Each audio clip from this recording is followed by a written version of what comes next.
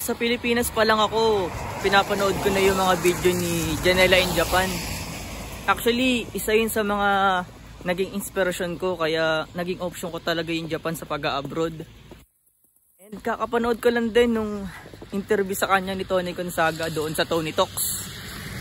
And habang pinapanood ko yun, isa rin ako sa mga naging emosyonal.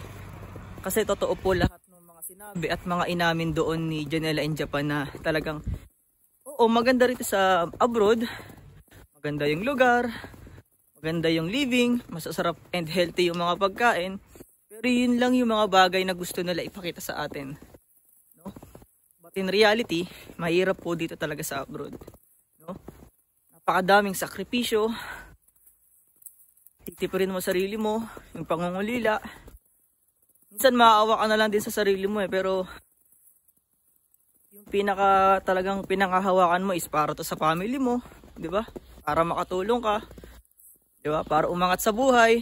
Kaya naman tayo nandito sa abroad Kasi yun yung goal natin, no? And hindi ko dinidiscourage yung mga gusto pang mag-abroad para umangat sa buhay, makatulong sa magulang kagaya ko. And sa mga kababayan ko na mga OFW, no? So I hope na lahat tayo is maging successful din, no? Kagaya ni Janela in Japan in the near future. So hanggang dito na lang. Hanggang batin